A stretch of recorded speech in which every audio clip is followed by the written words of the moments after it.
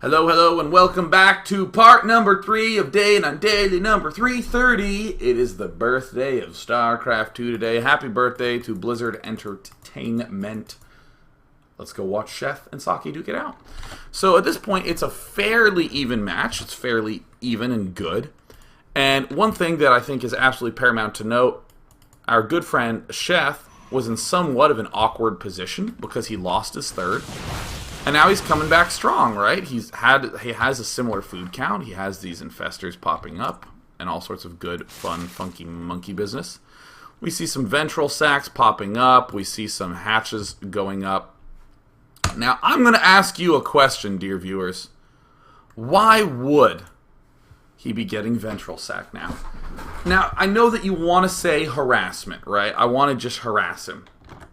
Don't just say words like they're good. Right?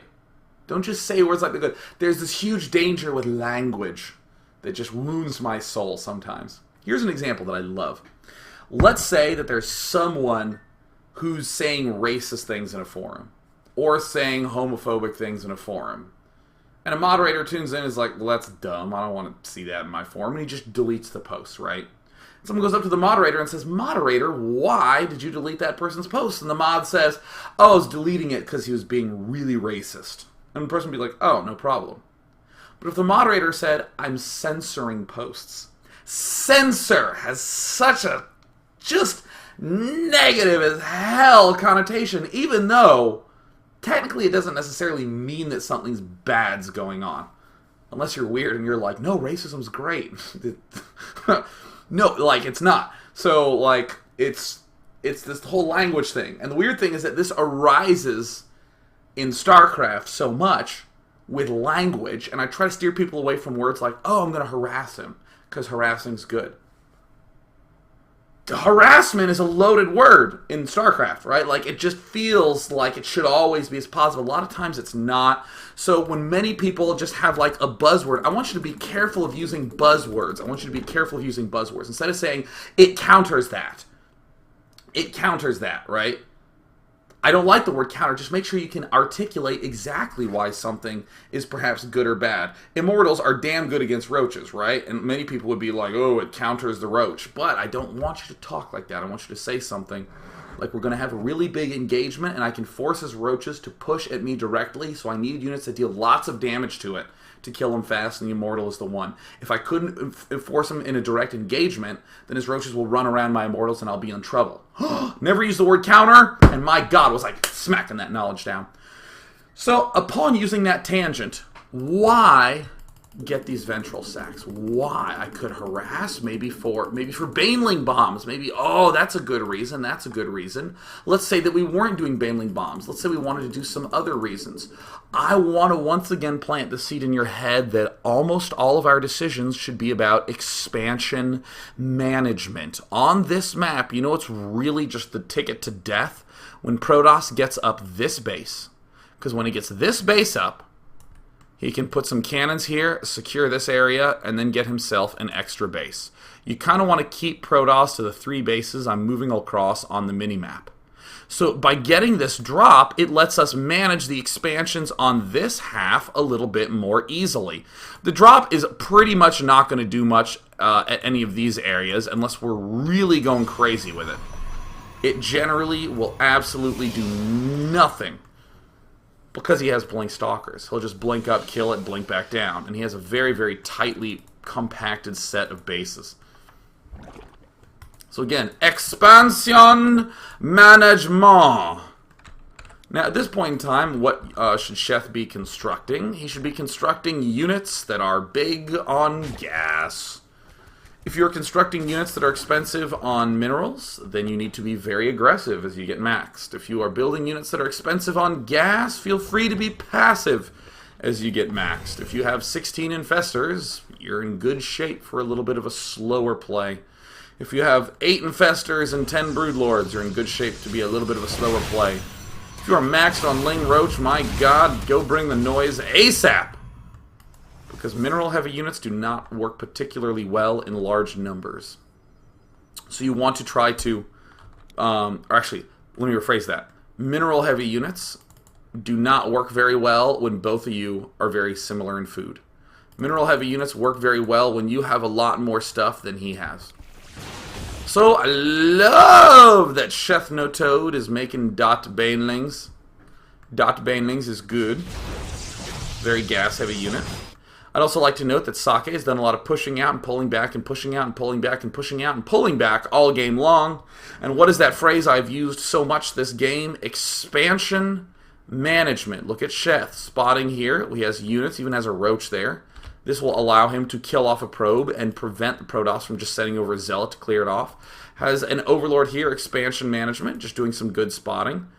Expansion management by Socke. As he moves out this lane, he is expanding behind. He is expanding behind it. His warp-in point should be here, because he can defend this expansion while he continues to push here. Warping in units here is also good, because it continues to push, but notice that the expansion is behind him. All the forces are here. Yeah. And per expectation, some very nice force fields. And look at Sheth, just pulling back. Pulling back. This is the big moment that I had been talking about at the start of the game. Most Zergs will go, force fields, I hope I can win. And they'll just box and go and lose faux show, and then they'll be like, oh no. But waiting until he's in a good position, just wait till those force fields are down. This, once again, is not wise. We are not in a good position. We are trying to attack over force fields. If Sheth had pulled the Overlords back here, he would have bought more time for his roaches to build, because it's 15 seconds for each force field, and that's about half a roach. So we see that Sheth drops. And he does some damage. I mean, Sheth is ahead in the food count, but Sheth is not murdering in the food count. We want Sheth to murder, because if we can play like Sheth, then we can murder. And in the StarCraft 2 context, that is good. Don't be confused by the loaded language of the word murder. Just don't. Everything's great. So now we are having another really good engagement from Sheth. He just has a big arc. He has some infestors on there doing some damage. We're getting slightly worse as we're moving into this concave. Nothing wrong with just waiting a little bit longer. You don't desperately need to track down these armies. Pull back, reposition, reposition, reposition, reposition. Expansion management. Isn't that incredible that during that entire battle, Sheth still was responsible enough to poke back here to get some creep down to make it yet harder to expand. And look at Protoss moving over here to check this and pull back. If this were up, we might be encouraged to be more aggressive. If it were not up, we might not be as encouraged to be so aggressive. Our decision-making becomes more and more clear as we're thinking about things in terms of expansions. Because listen, I'm not going to lie. In the early days of StarCraft 2, oh my god. Alright, here's a story for y'all. Oh, yeah. The story is not once upon a time Sean did a daily and then accidentally broke his neck. The end. The story is about expansion management. Because in Brood War... Alright, I'm recoagulating this story. Alright, here we go. Guys, let me tell you a story. Alright? In a lot of games that you play, in almost any game, whether it be Monopoly or StarCraft or a card game like Dominion that all of you should buy because it's amazing, what happens is that people begin to develop some fast, quick, and easy tricks just to get them to win. They do some blunt understanding that they can utilize. Pretty easy. And in the StarCraft 1 context, in StarCraft 1 and StarCraft Brood War, the general theme was, I'm going to build this mix of units and attack and go. Yeah! And then there were all sorts of goofy things like Dark Templar rushes and Lurker drops and blah-blah-blah-blah. And over time, I would probably say after maybe 3 to 6 years, players figured out how to just not die to stuff. And players were just expanding a lot more because they just knew how to defend everything. So it was all about managing expansions and how you position your army in relation to expansions and all that sort of good jazz.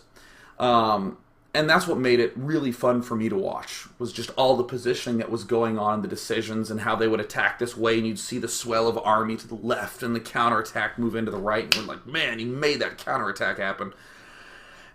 As we're seeing in this game, there's a lot of cool expansion management going on, but it wasn't that way at StarCraft 2 at the start. People just didn't know it was good. People just had no freaking clue what was good. No one knew. And people would just discover, oh yeah, Colossi are pretty sweet.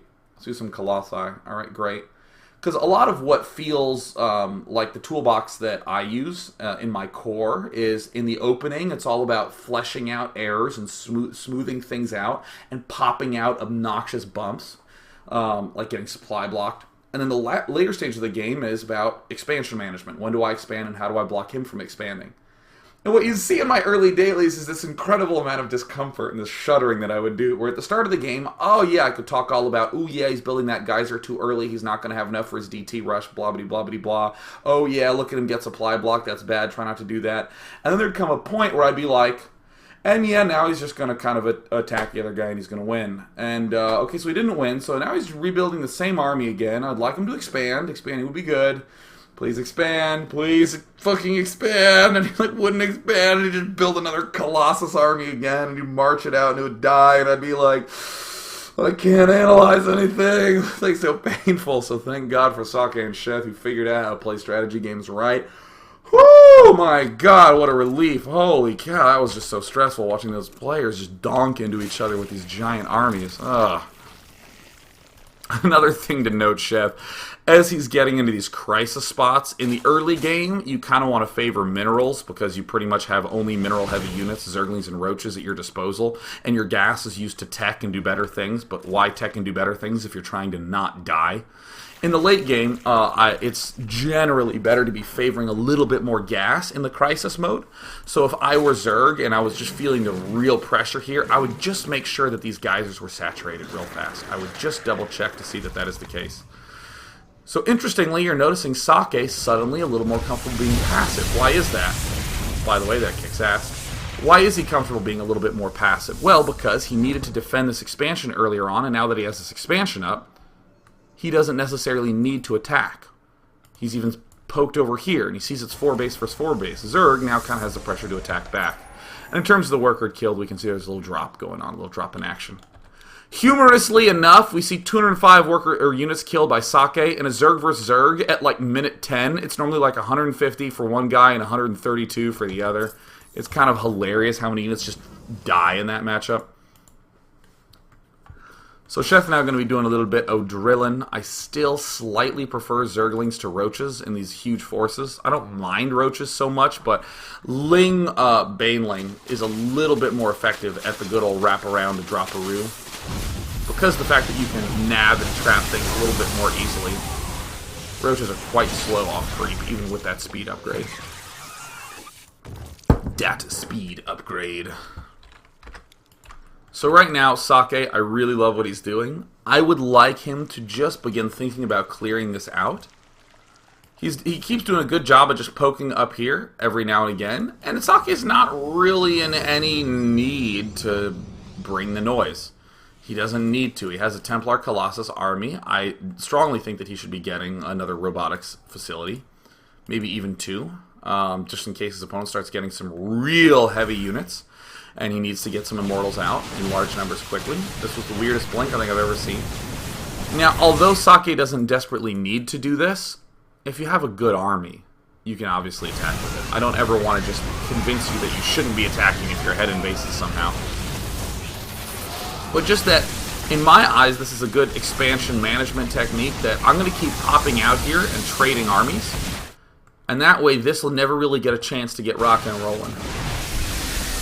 Yeah, Socke playing great. Sheth trying to defend as best he can, but I'm feeling my bet go to Camp Socke. Socke morphs in more High Templar. Morphs him into Archons. Notice that as he's closer to max, he's favoring more gas-heavy units. If we box this, and we just try to find some Zealots, I can find one. There he is. We see that the Immortal, then the Zealot, then the Wolf statue. The only thing that is actually worse than a Zealot is a Wolf statue. Kind of impressive the way that order's up. And amazingly, some Spinecrawler pushing going on by Sheth. That's kind of awesome. And in a position like Sheth, I think the very smart technique to do is just to make this your target with drops and harassment. really trying to shut this down because, again, we're having a hard time getting up our 5th base, so we may as well try to manage his expo a little better. But it looks like Socke is making himself a final push.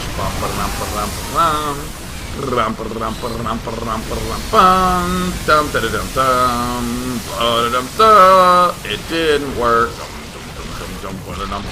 Good game. Let's take some questions. Let's take some questions from my beautiful, wonderful Euro audience. Oh, God, you guys are just so handsome today. All right, going to be taking some questions. Begin your questions with the Dear Day 9. Ba-da-da-dum. Oh, here's a great question by Helios Alpha, who says, Dear Day 9, when are Hydras good to use? I just feel like they aren't very useful at all. Oh, let me stretch. Yeah. Hydras are an extremely expensive unit, and they do not have very much life. So if you have a lot of money, you can dump into Hydras pretty well darn good, right? And get around to like a 140, 150 food army with a ton of Hydras. Hydras also take damage very easily, so it's pretty important to have something there to absorb the damage, but I always feel like the big mistake a lot of Hydra roaching players make is that they make way too many roaches, because the roaches are the cheap component to it. But the Hydras deal a lot of damage. So I'm, again, referencing a Nest-T game. Nest-T had a good mix of defense early on, was able to stay alive with some spine crawlers, some lings and roaches. And Hydras, with the spine crawlers as defense, are really good. And Hydra's early game for defense with the queens, really good, because the queens are beefy and they can take a lot of damage. The problem comes in the later parts of the game, where I saw Nest-T just get a ton of Hydras and just a smattering of roaches. And he was able to really crush the Protoss opponent. If you don't have the resources to get a lot of Hydras, I'm not the biggest fan of them in an offensive setting. But having a couple of roaches or a lot of Zerglings is a really great way to reinforce those.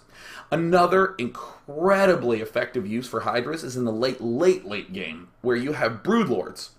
And the Hydras can not only shoot up at things hitting your Broodlords, but also the Hydras have a pretty long range. They can stay back underneath the Broodlords and use the Broodlings as just sort of things to absorb damage. I think Lalush is just brilliant with the way he does this, where he'll get this really gigantic army of Infestor, Broodlord, and then a lot of Hydras, weirdly enough, like 18 Hydras.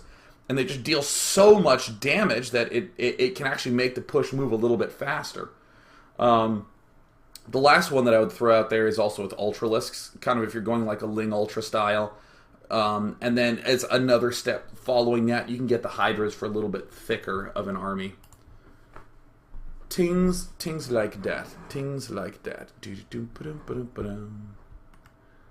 Let us divine. Chaos Daddy, Dear Day 9. It says, split up Socke's army and get some time or attack on the 3rd. I'm struggling to discover the sentence. Did I read it wrong? I don't know. I just don't know. I actually don't. I'm going to sip a little bit. What I'm going to assume is it's about split up Socke's army and get some time or attack on the 3rd. I guess the question is, do we want to send out, do we want to split our army up and try to do some, like, harass or just some sort of attack to give us more time in the early game, or do we really want to do an attack on the 3rd? This is one of these important types of questions because it highlights the importance of thinking in the appropriate order. The game is about solving problems. You really need to just be a good problem solver in StarCraft 2. So you need to say something like, God, when Zerg gets on 3 bases and goes for mass Ling Muta, I can't handle it. It's just too scary for me. How do I solve this problem? Well, one possible solution is to just wail on his 3rd really early and mess up his economy. There you go. You have now proposed a solution and you begin to test that solution with timing attacks in the early game. Or you might say something like, man, I just need a little bit more time to get myself going. against this Ling Muta because I'm screwed unless I can get a third base up myself, and then he's screwed. Now you're just thinking more about harassment and buying time. There's always a goal there with those. If you're a young player and you haven't, and it's hard to think from that point of view, like the big down, there's nothing wrong with saying something like, here's a timing attack that I saw Socke do. I'm just going to do it because it works sometimes. And that's great. That's actually an important step in learning. It's just to mimic someone and not really know why. But just make sure that you're asking, what is a possible problem that this solves? Maybe step away and think about the last 10 PvZs you played and said, yeah, I did Socke's build in those PvZs, and never once was I ever really struggling with Mutalisk problems ever. Some games they wouldn't get them, some games they would get them and it would be bad. I just never really felt that worried. And you can start to discover why this, or what this tool's purpose is. Kind of like if you were just given a hammer and you didn't know what hammers were supposed to do. Well, after time, as you're banging away, you're like, oh, I guess it works well with these nails. So I guess all of a sudden when I'm saying I need to build my chair, well, let me get a hammer and some nails because I know that these can solve a problem I'm having. Yeah. So, Loser for Hire X says, Dear Day 9, I've always heard that Zerg needs to stay one base ahead. Do you think that this is true and Sheth had a tough time because he didn't stay one base ahead? So, that sort of rule is what I'm referring to, what I referred to earlier on, where people, when they approach a game, they get some blunt understanding of how it works and just cling to that. It's important that you hear those rules as guides and not as rules. Because let's talk about it as a rule and see what goes wrong, right? Well, if he always needs to stay one base ahead, well, what if we're doing Destinies Infestor Zergling style? You actually don't need to be one base ahead. And what happens is that if we're doing Destiny Zergling Infestor style, then we're trying to go, oh, well, I got to be ahead on bases. I got to expand more, and I got to do these sorts of things. And it just interrupts the flow of the build. Our timings get a little bit thrown off. Or there might be a period in time in a game where if you looked at it objectively, the correct decision would be to not expand at all and just to put huge pressure on our opponent. Let's do a really dumb example. Let's say he goes Nexus, Forge, Cannon, Gateway, Nexus. He builds another Nexus somewhere else and he starts to build cannons there. What would you intuitively do? You would just go kill the third base, because what the hell is he going to defend it with? Slow Zealots against Roach Ling? I bet. But if you use this rule of I always need to be one base ahead, you're going to go, oh my god, he's taking 3 bases really fast. I got to take 4 bases really fast. That's weird. That doesn't make any sense, right? You're starting to see how thinking the rule gives you problems. But if you think of it as a guide, you can say, man, I am totally lost. I don't know how this matchup works. I don't know where the hell I'm supposed to be going. But once upon a time, I did hear that I should be ahead of Protoss on expansions. So now you might be more willing to expand without that much defense, because you heard somewhere that that's going to help you out, or that's what you have to do. But it's important that you look at all these guiding principles that are guiding you and continually ask them, when is this not true? When is this not true? When is this true? Is this actually completely and totally incorrect? Because in some circumstances, you'll see that there's a lot more gray area in these statements. So I think that Sheth did have a little bit of struggle because he was behind on resources, but I think that the real problem comes in this moment, right, I think around here. Yeah. This attack that pushes at the third, if you were Sheth here, what I would say to you is figure out a timing for when this happens. It looks like to be a right around 10 minutes. You have to make a big enough army to be able to hold off this attack that's at 10 minutes.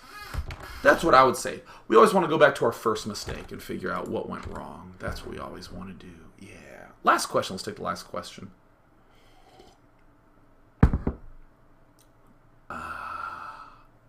So, Soli says, Dear Day 9, as a Protoss player, I find it difficult to have presence on the map without committing my whole army. That is okay. There is nothing wrong with just having a nice, tightly packed army doing good things. As a general rule, whoever has faster units is allowed to split away from the army. That's why Zergs will always have an army here, an army here, an army here, because they can move around and poke, and then when they need to regroup, they can rejoin together and then do the defense. If you're Protoss, if you have some sentries over here and some zealots over here, then Zerg's like, great, and they go kill the sentries, right? It's just the fact that the Protoss units are a little bit slower. So, again, just let me say, as a reassurance, that's okay as Protoss to just have big, concentrated armies. As a follow-up, though, one might ask, well, what are ways that I can sort of break away from my main army? Very classic one is to have everything in Control Group 1 except Stalkers, and then have Stalkers in Control Group 2. And your Stalkers are like your hit squad. They just move around the map, defending the drop, poking around, killing overlords over here. Oh, I have blink. Let me run up. Let me do some scouting. I'm going to use these 5 Stalkers to run up and shoot at your base and then try to blink and run away. That's all good. Using Dark Templar is another really good way. But in general, if you're having a really tightly clustered army, I suggest that you not worry so much about having lots of spread around the map. Get Hallucinate. Spread Phoenixes around constantly. Always be looking around and thinking, where can I put my one huge army to freak him out the most?